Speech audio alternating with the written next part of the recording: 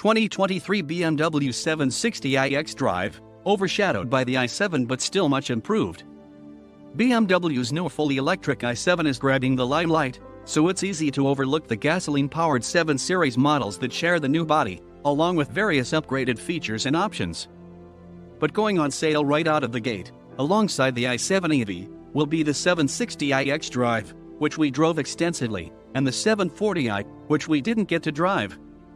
The first order of business is the nomenclature.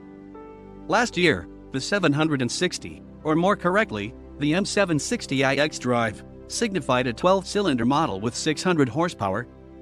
That engine is not available in the new model, and the 760 designation now signifies the twin-turbocharged 4.4-liter V8 that formerly powered the 750iX Drive.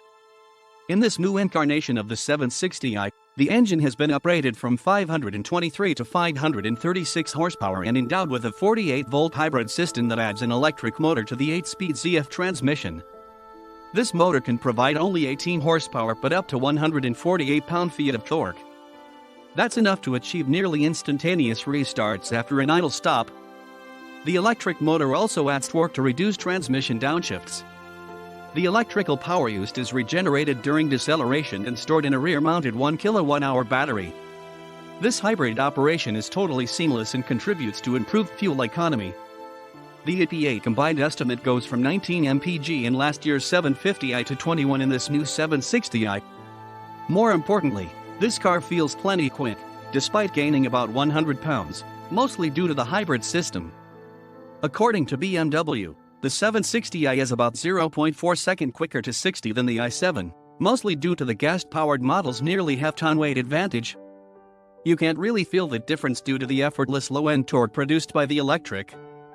But at higher speeds, the 760 feels clearly quicker due to its weight advantage, as well as its transmission that can keep the engine near its power peak.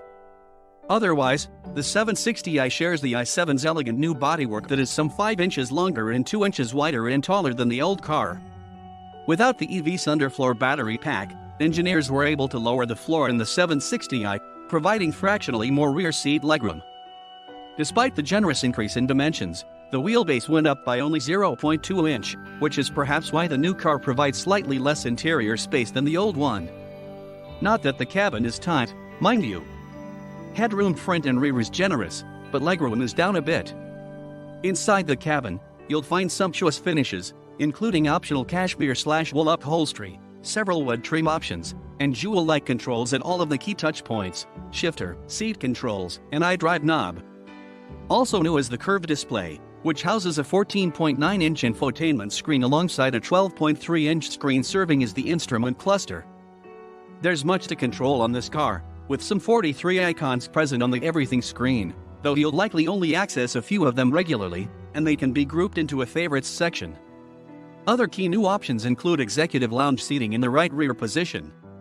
When activated, this moves the right front passenger seat fully forward while tilting the right rear seat back and raising a footrest. Every aspect of this deployment can be controlled using a 5.5-inch touchscreen in the door panel. Another option is a 31-inch video screen that can deploy from the ceiling to provide entertainment for the rear passengers.